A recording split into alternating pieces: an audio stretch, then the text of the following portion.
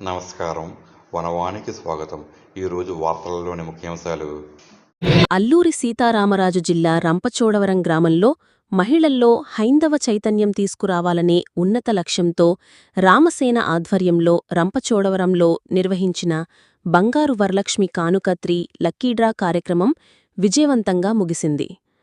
సోమవారం స్థానిక భానుకల్యాణ మండపంలో జరిగిన ఈ కార్యక్రమంలో లక్కీడ్రాలో గెలుపొందిన 70 మంది మహిళలకు రామసేన అధ్యక్షులు, బీజేపీ నాయకులు కంబాళ శ్రీనివాసరావు దంపతులు ఉచితంగా బంగారు రూపులను అందజేశారు. ఈ కార్యక్రమానికి రంపచోడవరం మరియు పరిసర గ్రామాల నుండి వేలాదిగా మహిళలు తరలివచ్చి మండపాన్ని కిక్కిరిశారు. తొలుత కార్యక్రమానికి విచ్చేసిన కంబాళ శ్రీనివాసరావు, శ్రీమతి పద్మావతీదేవి గంగారత్నం దంపతులకు అర్చకులు డాక్టర్ వల్లూరి జగన్నాథరావు శర్మ పూర్ణకుంభంతో ఘనంగా స్వాగతం పలికారు. అనంతరం జ్యోతి ప్రజ్వలన చేసి లక్కీడ్రాను లాంఛనంగా ప్రారంభించారు.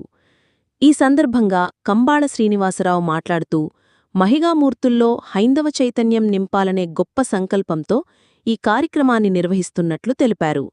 గిరిజన సంస్కృతి, సంప్రదాయాల పరిరక్షణకు తనవంతు కృషి చేస్తానని హామీ ఇచ్చారు. రామసేన సంస్థ ద్వారా అనేక ఆధ్యాత్మిక, ధార్మిక కార్యక్రమాలతో పాటు ఆలయాల అభివృద్ధి, ప్రజాసేవ చేపడుతున్నామని వివరించారు. హిందూధర్మ పరిరక్షణకు ప్రతి ఒక్కరూ ఐక్యంగా ముందుకు రావాలని ఆయన పిలుపునిచ్చారు.